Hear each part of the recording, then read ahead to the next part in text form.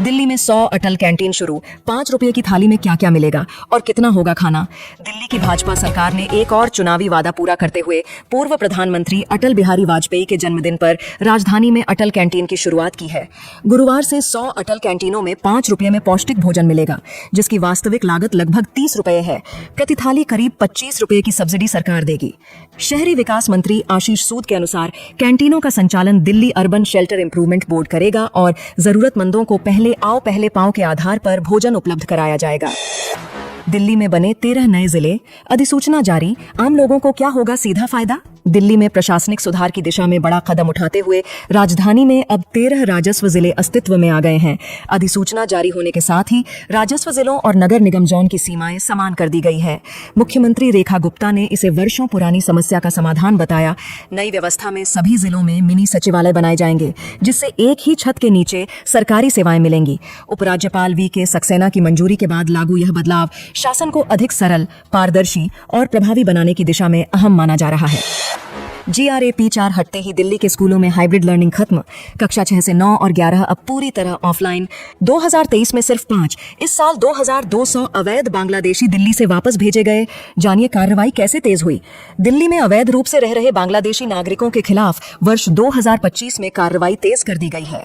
गृह मंत्रालय के निर्देशों पर अब तक करीब 2200 लोगों को उनके देश वापस भेजा गया है। दिल्ली पुलिस की पहचान और सत्यापन प्रक्रिया के बाद संदिग्ध दस्तावेज पाए जाने पर कार्रवाई की गई। इसके बाद मामलों को फॉरेनर्स रीजनल रजिस्ट्रेशन ऑफिस और ब्यूरो ऑफ इमिग्रेशन के जरिए आगे बढ़ाया गया। अंततः सीमा पर बॉर्डर सिक्योरिटी फोर्स को जिम्मेदारी सौंपी गई। 2023 में सिर्फ 5, इस साल 2200 अवैध बांग्लादेशी दिल्ली से वापस भेजे गए। जानिए कार्रवाई कैसे तेज हुई। दिल्ली में अवैध रूप से रह रहे बांग्लादेशी नागरिकों के खिलाफ वर्ष 2025 में कार्रवाई तेज कर दी गई है। गृह मंत्रालय के निर्देशों पर अब तक करीब 2200 लोगों को उनके देश वापस भेजा गया है। दिल्ली पुलिस की पहचान और सत्यापन प्रक्रिया के बाद संदिग्ध दस्तावेज पाए जाने पर कार्रवाई की गई। इसके बाद मामलों को फॉरेनर्स रीजनल रजिस्ट्रेशन ऑफिस और ब्यूरो ऑफ इमिग्रेशन के जरिए आगे बढ़ाया गया। अंततः सीमा पर बॉर्डर सिक्योरिटी फोर्स को जिम्मेदारी सौंपी गई। विधायक जी, मेरे गांव की सड़क इससे बेहतर है। लाइव कथा में संत की अपील से बीजेपी विधायक असहज। दिल्ली में श्रीमद् भागवत कथा के दौरान भक्ति के मंच से विकास की आवाज गूंज उठी। नॉर्थ ईस्ट दिल्ली की घोंडा विधानसभा में कथा करते हुए संत लोकेशानंद महाराज ने अचानक कहा, सड़क बनवा दीजिए विधायक जी। यह सुनकर पंडाल में मुस्कान फैल गई, जबकि विधायक अजय महावर असहज दिखे। लाइव वीडियो वायरल होने के बाद आम आदमी पार्टी ने आरोप लगाए। विधायक ने सफाई देते हुए कहा कि इलाके में विकास कार्य प्रक्रिया में है और राजनीति से परहेज होना चाहिए। दिल्ली में आधी रात ठाए ठाए नरेला में मुठभेड़ के बाद चाय दुकानदार को गोली मारने वाले 2 वांटेड अपराधी घायल। दिल्ली के नरेला इलाके में आधी रात के बाद पुलिस को बड़ी कामयाबी मिली है। नरेला थाना क्षेत्र में हुई मुठभेड़ के दौरान 2 वांछित बदमाशों को घायल अवस्था में गिरफ्तार किया गया। पुलिस के मुताबिक अफजल उर्फ इमरान और चंदन उर्फ काकू हथियारों के साथ घूम रहे थे और चेकिंग के दौरान पुलिस पर फायरिंग कर दी। जवाबी कार्रवाई में दोनों के पैरों में गोली लगी। घायलों को पहले राजा हरिश्चंद्र अस्पताल और फिर अंबेडकर अस्पताल में भर्ती कराया गया। पुलिस ने मौके से हथियार और मोटरसाइकिल बरामद कर जांच शुरू कर दी है। गोविंदपुरी और ओखला इंडस्ट्रियल एरिया में बड़ा एक्शन। 9 दुकानें सील, 18 बाल मजदूर मुक्त। दक्षिण पूर्वी दिल्ली के गोविंदपुरी और ओखला औद्योगिक क्षेत्र फेज 1 में प्रशासन ने बड़ा अभियान चलाते हुए 9 दुकानों को सील कर 18 बाल श्रमिकों को मुक्त कराया है। कालकाजी SDM के नेतृत्व में दिल्ली पुलिस और श्रम विभाग ने होटलों और फैक्ट्रियों पर छापेमारी की। जांच में सामने आया कि बच्चों से 12 घंटे काम कराया जा रहा था। सभी बच्चों को बाल कल्याण समिति के आदेश पर संरक्षण गृह भेजा गया है। नए साल से पहले दिल्ली हाई अलर्ट पर 20,000 पुलिसकर्मी तैनात। सीमाओं पर कड़ी निगरानी। क्रिसमस और नववर्ष के मद्देनजर दिल्ली में सुरक्षा व्यवस्था खड़ी कर दी गई है। दिल्ली पुलिस ने राजधानी भर में लगभग 20,000 पुलिसकर्मियों की तैनाती की है। हरियाणा, उत्तर प्रदेश और राजस्थान से सटी सीमाओं पर अतिरिक्त चौकियां बनाई गई हैं। शराब पीकर वाहन चलाने और तेज रफ्तार पर सख्त निगरानी रहेगी। भीड़ भाड़ वाले इलाकों, खासकर कनॉट प्लेस और हौज खास में विशेष सतर्कता बरती जा रही है, ताकि जश्न सुरक्षित और शांतिपूर्ण रहे। अटल जी की जयंती पर दिल्ली के पार्क को मिला नया नाम। खास बातें जीत लेंगी दिल। दिल्ली के एक पुराने 11 एकड़ के पार्क को नया नाम मिला है। उपराज्यपाल वी.के. सक्सेना और मुख्यमंत्री रेखा गुप्ता की मौजूदगी में इसका नाम अटल बिहारी वाजपेयी सद्भावना पार्क रखा गया। यह नामकरण पूर्व प्रधानमंत्री अटल बिहारी वाजपेयी की जयंती पर श्रद्धांजलि के रूप में किया गया। दिल्ली विकास प्राधिकरण द्वारा विकसित यह पार्क दरियागंज और पुरानी दिल्ली के लोगों के लिए हरियाली और मनोरंजन का नया केंद्र बनेगा। बुलेट प्रूफ स्कॉर्पियो में घूम रहे थे बदमाश। दिल्ली पुलिस ने चेकिंग में पकड़ी 2 लोडेड पिस्टल। क्रिसमस की पूर्व संध्या पर बाहरी उत्तरी दिल्ली में पिकेट चेकिंग के दौरान दिल्ली पुलिस ने बुलेट प्रूफ स्कॉर्पियो सवार 2 बदमाशों को गिरफ्तार किया है। पुलिस के अनुसार आरोपियों के पास से 2 लोडेड पिस्टल बरामद हुई हैं। बाहरी उत्तरी जिला पुलिस उपायुक्त हरेश्वर वी स्वामी ने बताया कि मुकरबा चौक पर जांच के दौरान वाहन रोका गया था। दोनों आरोपियों के खिलाफ समयपुर बादली थाने में आर्म्स एक्ट के तहत मामला दर्ज कर जांच जारी है। नरेला में चाकू हमले से घायल युवक की मौत। गुस्साए परिजनों ने सड़क जाम कर किया प्रदर्शन। नरेला औद्योगिक क्षेत्र में चाकू हमले में घायल युवक अमित की इलाज के दौरान मौत हो गई। घटना से नाराज परिजनों ने शव सड़क पर रखकर प्रदर्शन किया और आरोपियों की गिरफ्तारी की मांग की।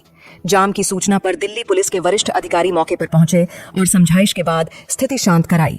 घायल अमित को पहले राजा हरिश्चंद्र अस्पताल और फिर लोकनायक अस्पताल रेफर किया गया था। पुलिस ने परिजनों को कार्रवाई का आश्वासन दिया है।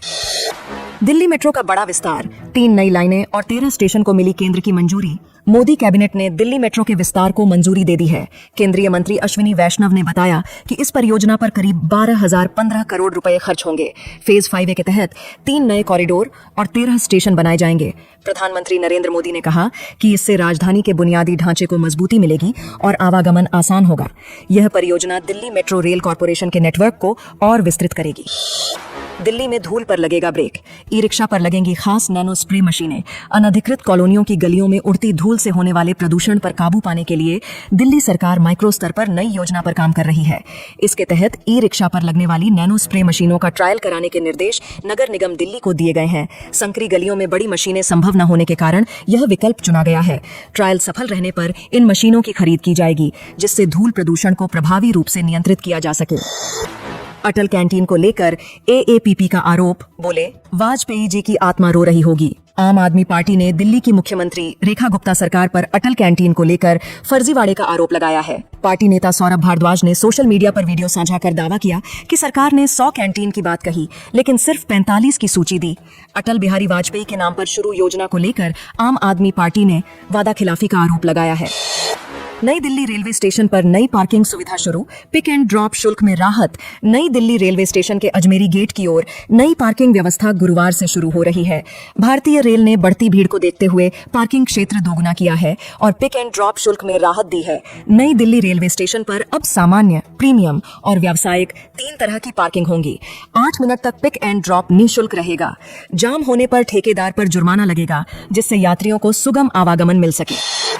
जल्दी पेट्रोल भरवाने पर विवाद, दिल्ली में बाइक सवार 2 भाइयों को बेरहमी से पीटा। शास्त्री पार्क इलाके के एक पेट्रोल पंप पर मामूली विवाद ने हिंसक रूप ले लिया। पेट्रोल भरवाने के बाद पैसे लौटने का इंतजार कर रहे बाइक सवार 2 भाइयों को 3 युवकों ने बेरहमी से पीट दिया। सूचना पर पहुंची दिल्ली पुलिस ने घायल हारून और सलमान को जगप्रवेश चंद्र अस्पताल में भर्ती कराया।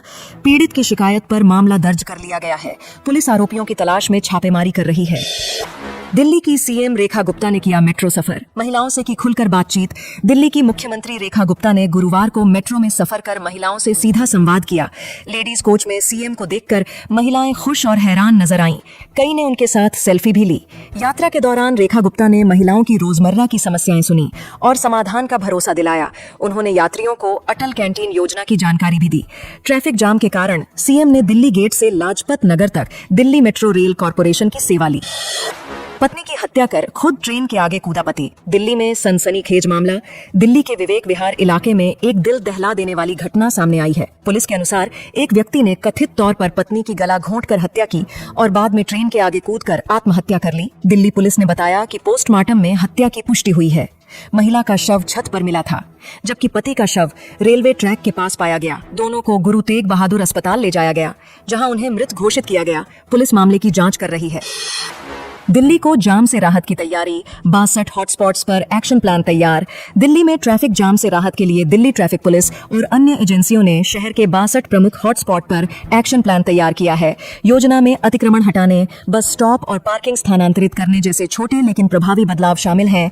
नगर निगम दिल्ली और लोक निर्माण विभाग भी अभियान में शामिल हैं। अधिकारियों के अनुसार कई स्थानों पर काम 1 से 3 महीने में पूरा होगा, जिससे आवागमन सुगम और जाम की समस्या कम होने की उम्मीद है। धूल मुक्त दिल्ली का मास्टर प्लान, PWD बनाएगा 4 मॉडल रोड। दिल्ली में धूल प्रदूषण पर लगाम लगाने के लिए लोक निर्माण विभाग ने नई पहल शुरू की है। विभाग 4 मॉडल सड़कें विकसित करेगा, जिनमें दक्षिण दिल्ली का एक हिस्सा शामिल है। प्रवेश वर्मा ने बताया कि सड़कों को पूरी तरह पक्का किया जाएगा और हरियाली विकसित होगी। खुदाई के बाद 7 दिन में मरम्मत अनिवार्य होगी। नगर निगम दिल्ली और दिल्ली विकास प्राधिकरण के साथ समन्वय कर धूल फैलाने वाली सड़कों पर भी कार्रवाई होगी। सांता क्लॉज वाले वीडियो पर AAP नेता फंसे, सौरभ भारद्वाज समेत 3 पर FIR। दिल्ली पुलिस ने आम आदमी पार्टी के नेताओं सौरभ भारद्वाज, संजय झा और आदिल अहमद खान के खिलाफ FIR दर्ज की है। आरोप है कि 17 और 18 दिसंबर 2025 को सोशल मीडिया पर साझा किए गए एक वीडियो से ईसाई समुदाय की धार्मिक भावनाएं आहत हुईं। दिल्ली पुलिस के अनुसार कनॉट प्लेस में बने इस राजनीतिक स्किट में सांता क्लॉज का अपमानजनक चित्रण किया गया। मामले में भारतीय न्याय संहिता की धारा 302 के तहत जांच जारी है। जंगपुरा से राजौरी गार्डन तक बदली सीमाएं, दिल्ली के 39 नए उपमंडलों की पूरी सूची। दिल्ली में नए जिलों के पुनर्गठन से प्रशासनिक ढांचा पूरी तरह बदल गया है। अब उप विभागीय मजिस्ट्रेटों की संख्या 33 से बढ़कर 39 हो गई है। इसके चलते कई इलाकों की सीमाएं बदली गई हैं। सीलमपुर को अब यमुना विहार क्षेत्र में शामिल किया गया है, जबकि प्रीत विहार को गांधीनगर SDM क्षेत्र में रखा गया है। वहीं विवेक विहार के नाम से अब कोई SDM कार्यालय नहीं रहेगा। यह बदलाव प्रशासनिक समन्वय को बेहतर बनाने के उद्देश्य से किया गया है। अरावली की नई परिभाषा से क्यों बढ़ी चिंता, एक्सपर्ट ने बताए खतरे। अरावली की सुरक्षा को लेकर प्रस्तावित नए नियमों ने पर्यावरणविदों की चिंता बढ़ा दी है। विशेषज्ञों का कहना है कि नई परिभाषा से वन क्षेत्र और सिमट सकता है, जिसका असर गुरुग्राम और फरीदाबाद की हवा और भूजल पर पड़ेगा। फॉरेस्ट सर्वे ऑफ इंडिया की रिपोर्ट के अनुसार हरियाणा में वन क्षेत्र महज 3.65% है। पर्यावरणविद वैशाली राणा ने चेताया कि कटाई बढ़ी तो प्रदूषण गंभीर हो जाएगा। दिल्ली में कड़ाके की ठंड की दस्तक, घने कोहरे का येलो अलर्ट जारी। हवा की दिशा में बदलाव के चलते दिल्ली के मौसम में हल्की ठंड बढ़ने के संकेत हैं। भारत मौसम विज्ञान विभाग ने शुक्रवार और शनिवार के लिए घने कोहरे का येलो अलर्ट जारी किया है।